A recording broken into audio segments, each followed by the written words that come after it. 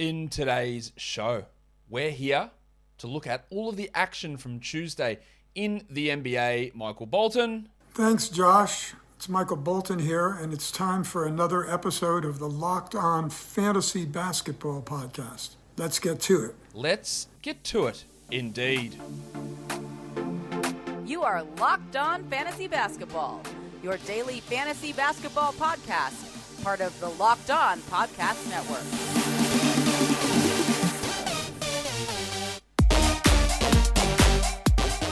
Hello and welcome to the Locked On Fantasy Basketball Podcast, brought to you by Basketball Monster. My name is Josh Lloyd and I am the lead fantasy analyst at basketballmonster.com and at Yahoo Sports Australia. And you can find me on Twitter, as always, at redrock_bball and on Instagram at Locked On Fantasy Basketball. Today's episode is brought to you by PrizePicks. Check out prizepicks.com, use the promo code NBA, or go to your app store and download the app today. PrizePicks is daily fantasy made easy. Thank you for making the Locked On Fantasy Basketball Podcast your first listen every day. We are free and available on all platforms. Here we are, ready to look at the 7 games from Tuesday. Some news, most added players, dropped players. So let's start off with some news. And the report coming out on Bradley Beal and his wrist is definitely concerning. He's going to be out for at least the next week, then reevaluated. Wouldn't expect him back before the All-Star break, to be honest. With a wrist ligament issue. Now, the reports are that some of the scans have showed that he's okay. I'm not really buying that, to be honest. I don't know what the hell's going on in Washington. There's so much dysfunction there. The way they try and build around Beal when he's not the player to build around has been confusing and it's going to mire them in mediocrity for a long time. And I don't know what they should do. They probably should trade him. And they probably should have for the last 2 years. I don't know that they will. But I do worry that this injury may actually be the end of Beal for this season. I don't know that for sure, and it's probably a small chance of happening, but I'm not ruling that out. Just with the nature of this injury, the fact that it's his wrist, the fact that you would think it's been bothering him all season, given how poorly he shot, maybe there's something there. Now he's off for a week to reevaluate. The team's going nowhere. They're getting spanked in most games. I am genuinely worried about where Beal sits for the rest of this season. I wouldn't drop him, of course. I wouldn't panic sell him, but I would be looking at trades to get rid of him, and I would not buy low on him. Donovan Mitchell still experiencing concussion symptoms. That's not good. We don't know how long they could last because literally nobody does. Even the doctors can't tell you that. So it's a concern. They only had 2 games this week. He's missing one of them. He'll probably miss the second one, you'd guess. Maybe he's ready to go after that for next week.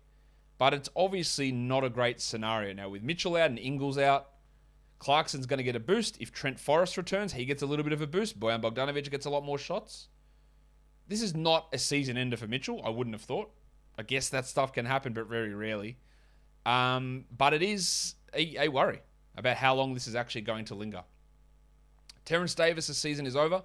He's having surgery on his wrist ligament issue, and that'll keep him out at least 3 months, so that's the end of the year for him. He's done. Obviously, you go ahead and drop him. And then Draymond will be reevaluated just before the All-Star break with his back issue. So that's still another couple of weeks away for Draymond to be reevaluated. Then there'll be the All-Star break. And then, 24th of February, maybe he's coming back then. It's 3 weeks away. Before he can come back. They say that, they're taking it really carefully and there's some progress there, but I'm worried. I'm worried about what impact he's going to have in the fantasy playoffs. Otto Porter, despite missing the last 2, is a really solid guy to have on a 12-team league roster. And he'll have his games where he misses for sure. I wouldn't say you don't drop Draymond, I don't think. But I wouldn't buy low on him either. I'm worried this pushes through to middle of March and they try and ramp him up by end of March to get back into shape for the playoffs. But it's your back. Much like your head, you don't want to muck around with it. Because if it goes wrong, then you're in real trouble. And I think there is some genuine concern there with Draymond and his back and just the slow healing nature of that injury has to be a concern. The most added players in fantasy over the last 24 hours. Number 1 by an absolute country mile is Isaiah Jackson. Yes, Goga is out again tomorrow, according to Rick Carlisle. Sabonis still out, so Isaiah's going to get another chance. O'Shea Brissett returns. We'll see if that has an impact on him. But there is a chance here for Jackson to put up some value, and you'd want to hold him at least through the trade deadline to see what happens with Turner and Sabonis. I'm not convinced that he will play 30 minutes a night rest of the season. In fact, I think that's pretty doubtful because it did take 4 blokes being out for him to actually crack that number and him being in 0 foul trouble or having 0 fouls. So I think there is skepticism for him to be that player. But yeah, adding him is fine. James Johnson was up by 10%. I guess that's just because of the value they could provide in today's game. I don't think he's a 12-team league guy. Gabe Vincent, I'm not expecting Kyle Lowry back on this road trip. So that's another week or so. So you keep streaming in Gabe Vincent. Malik Monk up 9%. Well, as long as LeBron's out, and even when LeBron's back, I think he's a 12-team league guy. Trey Lyles up 8%. Weird time to add Lyles with both Grant and Olynyk returning, but he played decent minutes today. I don't know how that front court's going to work with Grant, Olynyk, Lyles, and Stewart. And the 2 guys who got more minutes than expected today were Stewart and Lyles. I wouldn't be bothered with him in 12s. Garrison Matthews up 7%. Gary Bird, I don't see it as a 12-team league must-roster situation. Nicky Claxton, as long as Aldridge is out, he's fine to add. No worries with that. Gary Harris up 6%. I guess the back-to-back is the reason you add him there. Monty Morris, Doug McDermott, I don't really see them as must-roster type 12-team league guys. Top drops over the last 24. We're looking at Brandon Clark down 18%. People were really quick to jump off Clarkie. Last couple of games aren't great. I'd like to give it at least another 1 or 2 to see what the minutes distribution and statistical profile looks like with Kyle Anderson and the team healthy. But people are jumping off. Same with Luke Kennard. One dud, he's out. I have my concerns with how all this goes on this team with fluctuating minutes with all those wing players. But Kennard and Coffey had been the 2 guys that consistent. And we saw Coffey have some stinkers and then bounce back with a good game. Does the same happen with Kennard? I actually don't know. I wouldn't have dropped him after 1 game, though. DeAnthony Melton down 14%. No problem with that. Chris Duarte down 11. Absolutely no worries with dropping him. Bagley down 11. Yeah, sure. Hartenstein, 22 minutes a night. He's a 12-team league guy. It's just that he's not getting those minutes. So see you later. Kemba Walker down 11%. Hello. Yeah, drop him. Aldridge down 10. Şengün down 10. Yep, no problem. Şengün needs a Wood trade, and I guess we're that close to it now, a week away from the trade deadline that you can hold through the trade deadline. I'm just thinking it's a really low probability of paying off. But you're a week away, so understand, hold, see what happens. You can do the same with Hartenstein, hoping that they finally just remove Ibaka out of that mix and he can play his 22 a night. And then Matisse Thybulle down 9. Yeah, I'm not really sure why people would have added him, would have dropped him. But he's just all over the place in terms of any other value that's not defensive stats and steals and blocks. That's really all he's going to provide, and it's not really, I don't think, ever going to change for him. Guys, you're looking for an award-winning daily fantasy option for the NBA. You should be. Well, you don't have to look anymore, actually, because I know that PrizePicks is daily fantasy made easy. It's easy to use. You pick 2 to 5 players, and you get an over-under on their projections. And you could win up to 10 times on your entry. It's just you versus those projected numbers. Entry takes just 60 seconds, and it's easy. And withdrawals are safe and fast. PrizePicks offers any prop you can think of. Points or rebounds, steals, threes, fantasy points. And you just go over-under on that. Simple as that. And it also allows mixed sport entries. Football, hockey, chuck them all in together. College basketball as well. So for a limited time, PrizePicks has an exclusive no-brainer of an offer for all of our users. Users get $50 for free. And if a player in your first PrizePicks entry scores a single point, you get that $50. But you must use the code NBA. That's right. It's an exclusive offer available to Locked On listeners. Sign up today and use the code NBA. $50 for free if a player in your first PrizePicks entry scores a single point. PrizePicks is daily fantasy made easy. People think unusual circumstances mean complicated taxes, but for TurboTax Live experts, that's what makes things interesting. We have unique lives, whether you invested in crypto for the first time this year, you have an up-and-coming small business, or you're just trying to wrangle rambunctious twins.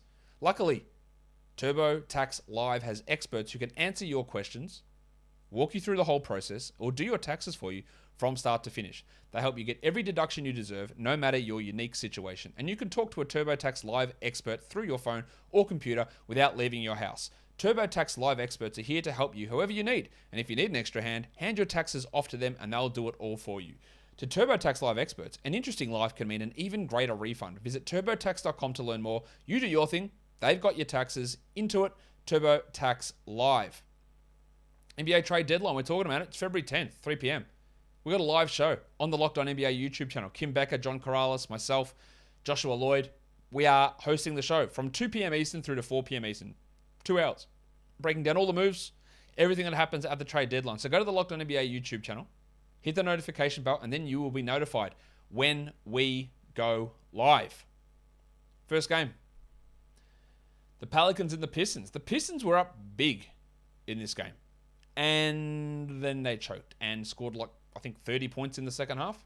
Something horrific, I know that much. The Pelicans win at 111-101. Brandon Ingram returned, played 32 minutes, had 26, 3 and 4 triple one, and got ejected because the refs are absolutely soft as baby shit. Every time, these assholes with these ejections. Him and Frank Jackson are teammates at Duke. Ingram blocked his shot, said a few things to him, got ejected for taunting. Let him talk shit. Who cares? Who cares if they're chatting shit? Kids, cover your ears. But what are they doing that's so bad? Oh, I'm gonna fuck your mum. What are they saying? Who cares? Who even cares? I got you. You're weak. All right, get out of the game. We can't have that talk in the game. That's really rude. That's really rude, Brandon. Brandon, you're very rude. Ref, what are you talking about? Why rob us of the good players or of any player for bullshit technicalities? And that's what they are. Tech fouls. They are technicalities. It's ridiculous. The NBA needs to fix this bullshit up. And I don't care, the players just shouldn't taunt. My guy, what are they doing? Are they going out there and teabagging them while they're laying on the ground? No. He said a few words to him while he was helping him up. Oh no. The horror. What a disaster. Just ridiculous stuff. Jonas Vasu Inuwansas. 29 minutes for JV, 13 and 13, while Billy Hernan-Gomez had 11 and 4 in 16 minutes. 11 and 4 is not bad, but I'm not trusting Billy Hernan-Gomez in 16 minutes a night to be a 12-team league guy. So you can drop him. He won't even get 16 minutes because Jackson Hayes started at the 4 because Josh Hart was out. Josh Hart returns. I am certain that Hayes will move back to the bench. Hayes did not perform particularly well in this start, 6 and 7 in 26 minutes. He's just a deeper league guy. He'll go back, I think, to a backup center role. We got a good game from Trey Murphy. Finally, they played him. 15 minutes, 12 points, 2 threes. Great. I don't know that that's going to continue every night, but at least we got it here. With Hart, but it's mainly because Josh Hart was out. And they also reduced Nickeil Alexander-Walker's minutes. He had 14 points, 2 steals, and 2 threes. Really hard to roster him in 12-team leagues. Basically impossible to look at him in those 12-team formats. Jose Alvarado outplayed Devontae Graham again. 19 minutes, 10 points, 6 assists, and 2 threes, while Graham had 6 points on 21%. He's just a horrific shooter.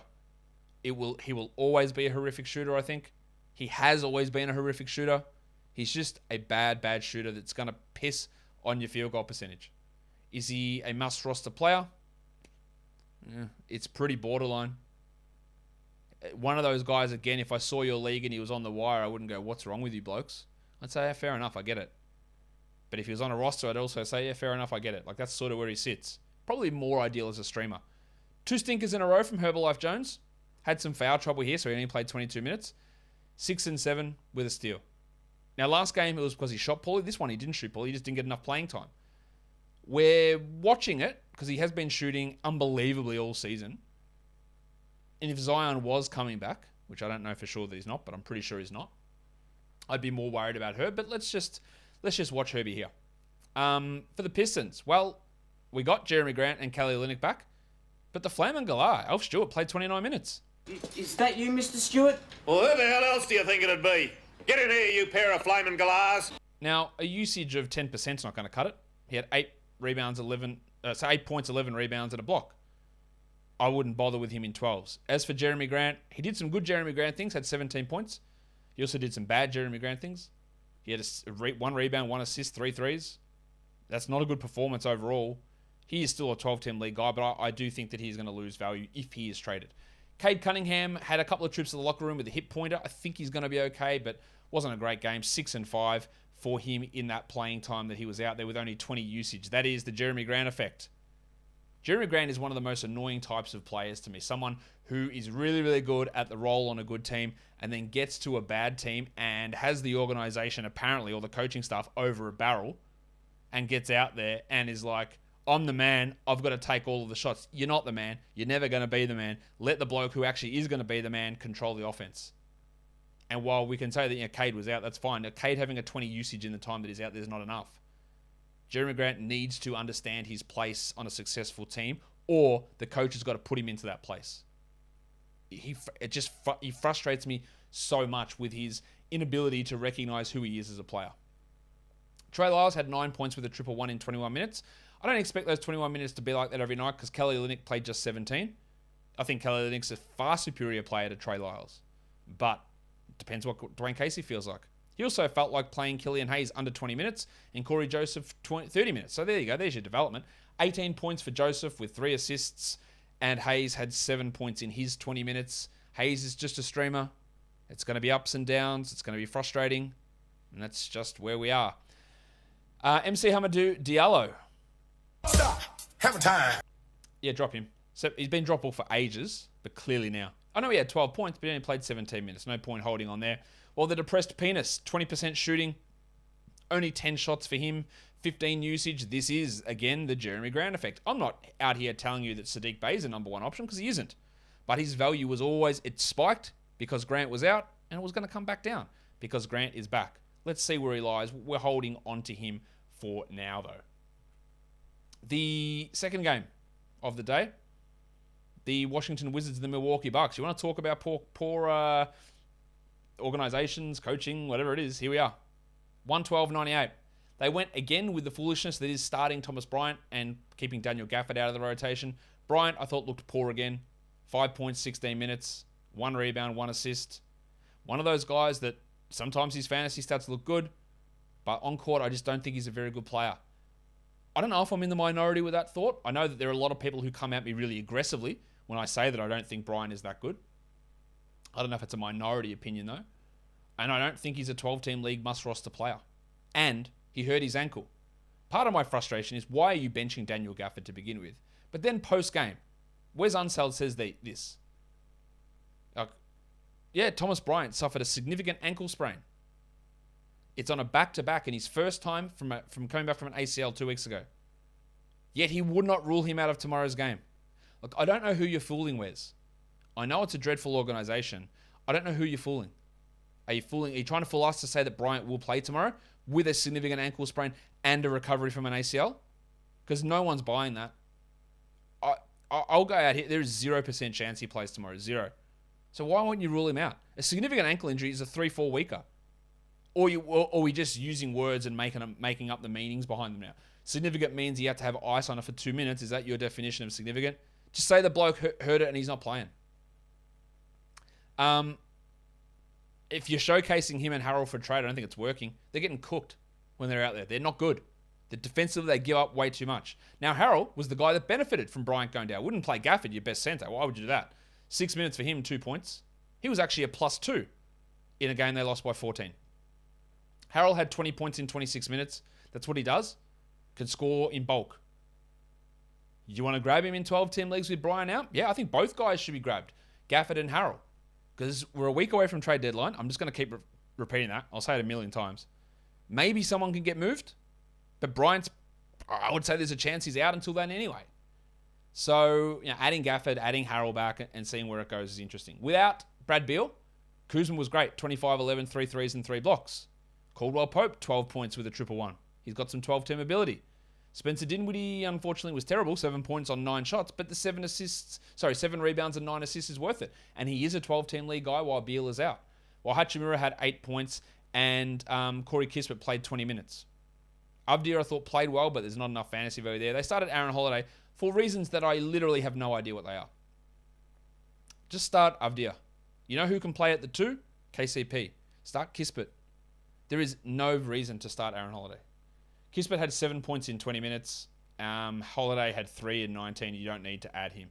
Just, again, mismanagement and horrible statements after the game. Just stuff that makes no sense. In the scheme of things, I'm sure it doesn't matter. Yeah, it doesn't. But treating media and fans like idiots is not a great thing to do. What's the purpose of it? On to the Bucks. Giannis Antetokounmpo. Oh, another perfect 5 of 5 from the line. He had 33, 15, 11 with 2 blocks. Drew Holiday with a nice game, 22, 5 and 2 with 2 steals. And Grayson Allen played 32 minutes. This is in large part because George Hill is out. He had 10, 6 and 6. He is worth a 12-team stream while Hill is out. Middleton continues to struggle a bit. I'd maybe consider buying low, 13, 5 and 3. Well, the big Ragu is playing a little bit better, but he's nowhere near 12-team value, nor is Pat Connaughton. who had 6 points in his 25 minutes. Punch Bob had 17 and 7. He'd been playing poorly. This is a good game to get back on track for Porter. 17 and 7 in those 35 minutes. Built Bar. It's the best tasting protein bar ever. You know that. I know that. And as we start off a new year, we're all looking to lose some weight. And we don't want to be having our snacks as these high calorie, high sugar candy bars. We want something that helps us lose weight, helps us if we're working out, but also if we're not working out, gives us that delicious treat that doesn't stack on the calories. That's where Built Bar comes in. 17 grams of protein, 130 calories, 4 grams of sugar, 4 grams of net carbs, and the flavors are absolutely delicious. Cookies and cream, coconut, mint brownie, orange, strawberry, raspberry flavor. So many great ones. So go to Built.com. Use the promo code LOCKED15 and you save 15% off your order of Built Bar. Built Bar is built different. Let's go to the next game, the Heat and the Raptors. Big win for Toronto, 110-106 over Miami, who've now lost 3 straight. For the Heat, there was no Kyle Lowry, and as I said earlier, I'm not expecting him back within the next 4 or 5 games. Don't think he'll be back. Still no Markieff Morris, no Victor Oladipo, of course. Bam Adebayo went off. 32 and 11, 2 steals, a block, 35 minutes, 77% shooting. Real sell high opportunity for him. His defensive numbers have been up since he came back from the thumb issue, but it's more that really high usage without Lowry that gets me into putting him as a sell high. Jim Butler, 16, 8, and 12, 40 minutes. Poor shooting, but 2 steals, good numbers. While Hero's in a little bit of a slump at the moment. 18 points with 5 assists for Tyler Hero. Everyone has a hero. True. 0 people shouldn't have a hero. Another strong game from PJ Tucker. 12, 5, and 3 with 2 steals. I like him as a 14-team league guy, probably not as a 12. While Duncan Robinson, 15 minutes for 5 points. I promise you do not have to roster Duncan Robinson. I know that vast majority of people obviously disagree, considering how many leagues he's rostered in. You do not have to roster the 188th ranked player this season. You don't have to. You can stream him in. You do not have to hold on to him. The Winter Soldier, Max Strus, outperformed him. 9 points with 3 threes in 33 minutes. Strus is good. I don't think he's a 12-teamer. While Gabe Vincent, it was a rough night. 3 points on 17% with 2 assists and a steal. But while Lowry is out, I think he's got top 100 sort of value, and I think you use him there. For the Raptors, let's start with Chris Boucher, who played 18 minutes for 2 points and 3 rebounds. That is 3 stinkers in a row. And I would not expect it to get better when Kem Birch returns within the next week. Very hard with that sort of playing time. 23 minutes a night for Boucher, 12-teamer, no problem. Under 20, probably not. This would depend on where I sit on the standings, how desperate I am to scrounge category wins every week, and what the rest of my roster looks like, but I wouldn't class him as a must-roster player. Scotland Barnes played 42 minutes, that's really good, but 11 points on 13 shots is not. No defensive stats is not. 2 assists is not. He continues to drop off from that really hot start to the season, and finding his position on this roster still is a work in progress. 21, 4, and 6 for Van Vliet with 3 steals is excellent. Siakam, 16, 14, and 4 with 3 steals is excellent despite the shooting. And Gaz Trent, one of the biggest hot streaks of all time for Gary. And yeah, he gets it now. He has to get the sound drop. Nice, Gary! It's bloody nice. 33 points with 6 triples. Only the 1 steal, and it comes on extraordinarily high shooting and high usage. This is the biggest red flashing sell highlight you will ever see. Big shooting, big threes, huge percentages. He doesn't back it up with any rebounds or assists. And when he has a streak of 3 games shooting 30%, he'll have 9 points a game. I know that I've been wrong on Trent all season. And he has absolutely outperformed what I expected from him by a long way. But I also, nobody should look at this and go, this is real. Gary Trent's a 30-point per game scorer. If you could get a top 60, top 70 player back for Trenner, I would do it. Because the more games he strings in a row like this, I think the more likelihood there is in fantasy playoffs of a string of absolute turds from him. I would be selling. But I also just don't have as much belief in him as others do. I know, I'm aware of that. But what about scarves? OG. Balenciaga Stop, ones. OG. You better stop, OG. It was all right from Anunoby. 13, 3, and 3. Not his best game, but he's still top 50 over the last 2 weeks, despite some struggles in his game. Magic and Bulls. Magic were a bit frisky early on. The Bulls win it in the end, 126-115. Good to see Cole Anthony, 20 and 6, 9 assists, 2 steals and 2 threes. Only 44% shooting, but that's a market increase from where he was. And he was at 50% shooting with about 4 minutes to go and then missed a few shots late. Really good. Not so good for Jalen Suggsy Suggs. 9 points on 29%. That's rancid. But he did have 7 assists. He had 5 rebounds. He played 33 minutes. He had a 3. He had a steal. I am absolutely rock solid holding him. I'm actually not rock solid while I'm holding him. I am just thinking he's a rock solid hold. And I wouldn't drop him. Mo Bamba I would consider dropping. 1, 2, 3, 4, 5. I'm not going to, but it's in the mind. 22 minutes, 8 and 8 with a block. That's not terrible, but it's not great. He's definitely moving down and down. Well, Chuma Okeke only played 23 minutes, and this is one of the biggest things with Chuma is the minutes. 23 minutes, 5 points. That's rough. But 3 assists, 2 steals, and 3 blocks is excellent. Is that level of production sustainable? Of course, it's no way. Absolutely no way. But he is providing defensive stats at a really high rate at the moment.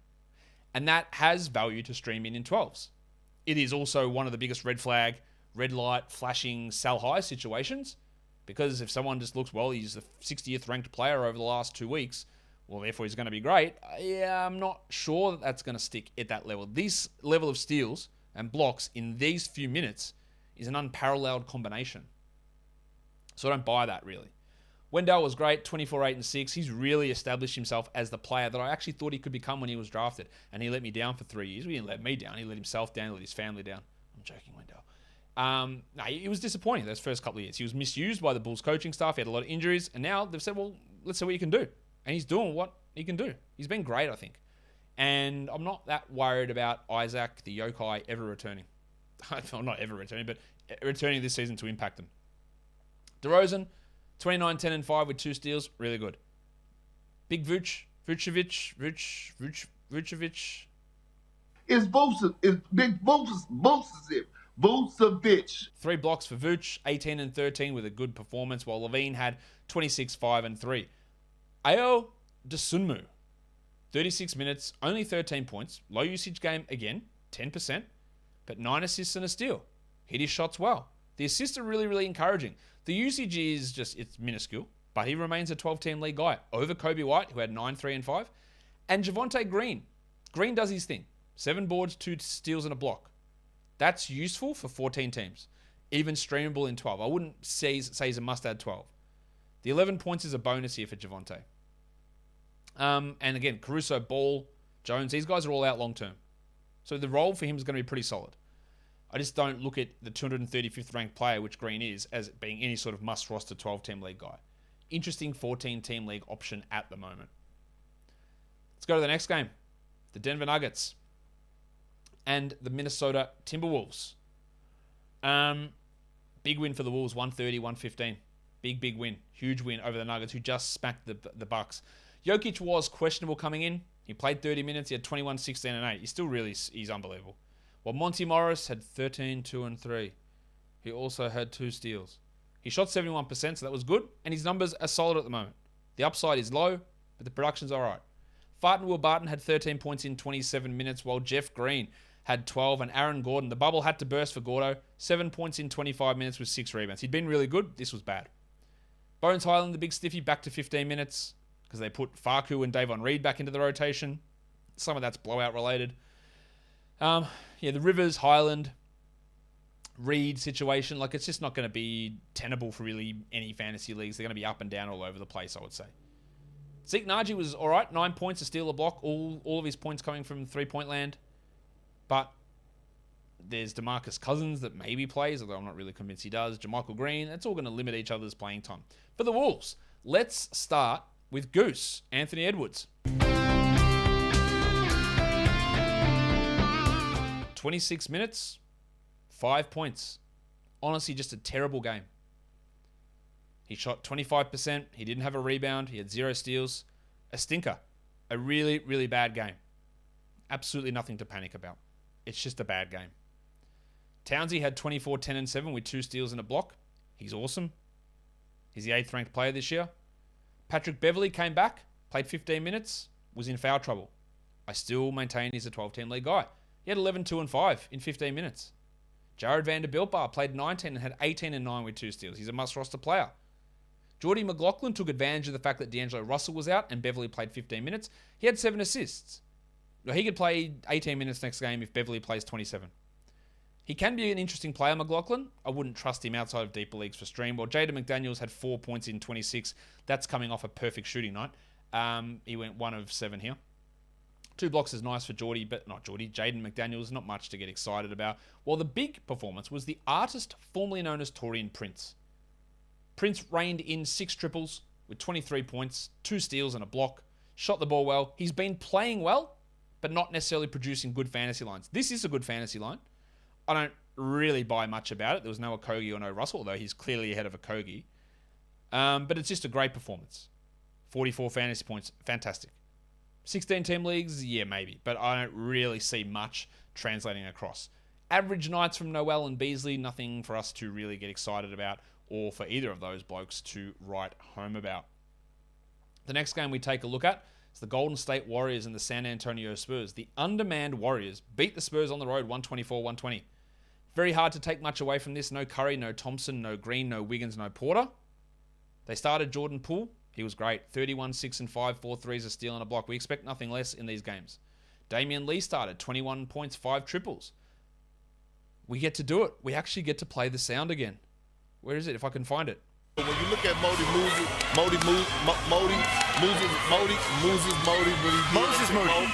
Moody.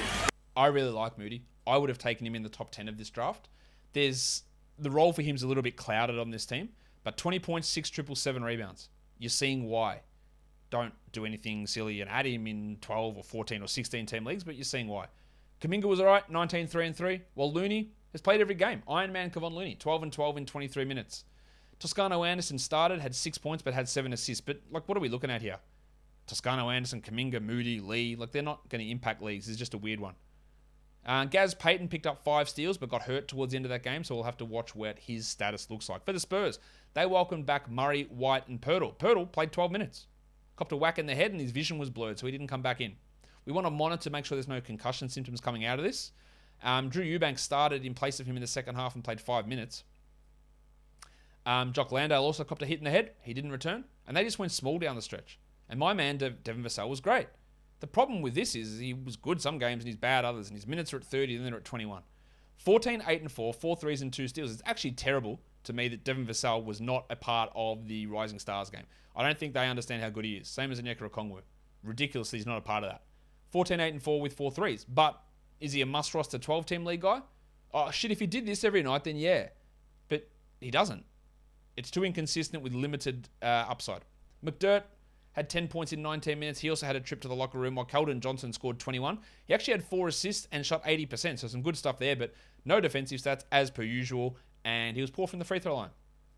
Derek White had 16, 3 and 7, while DeJounte had 27, 9 and 9, 2 steals in a box. So both of those guys jumped in and put together some pretty solid performances there.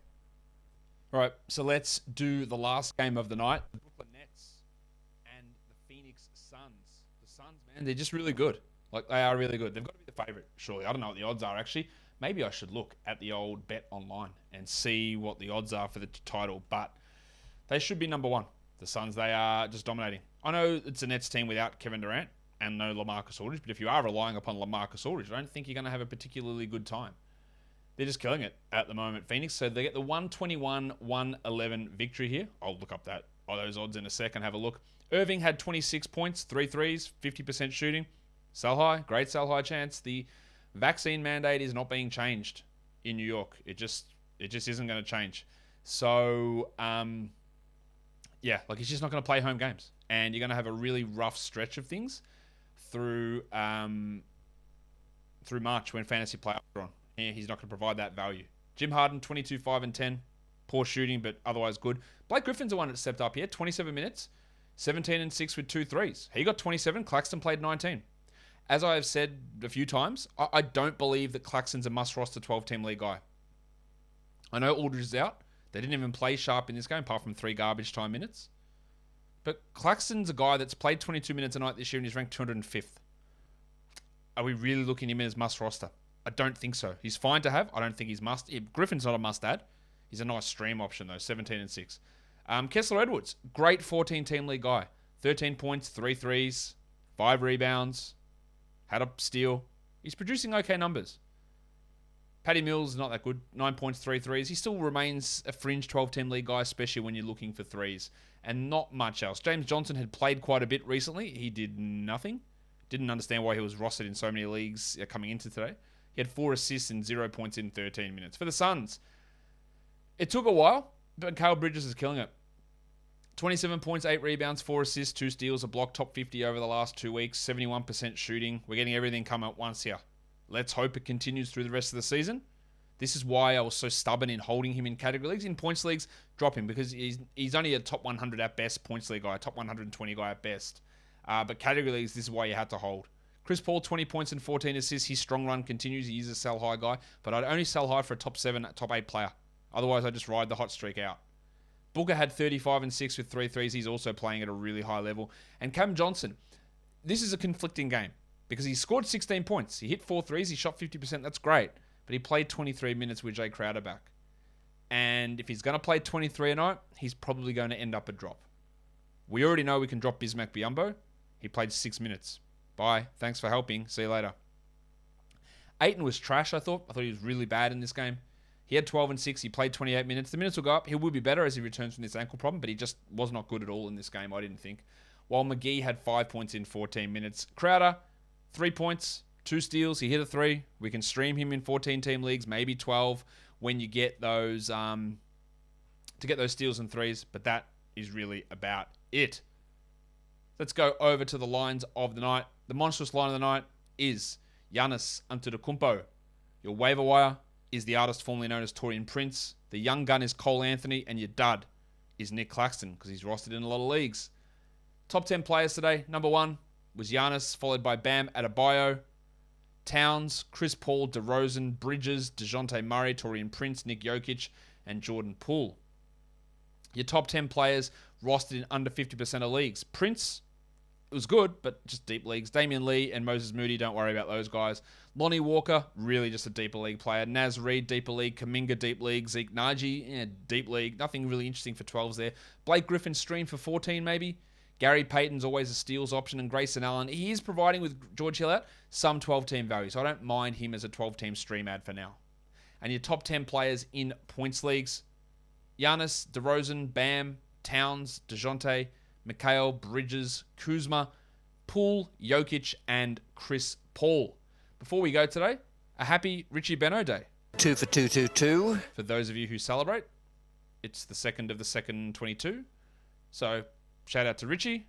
Shout out to you guys. Follow this podcast on Apple Podcasts, Google Podcasts, Stitcher, Spotify, and on the Odyssey app. If you are here on YouTube, give us a thumbs up. Leave your comments down below. Guys, we are done here. Thank you so much for listening, everyone. See ya.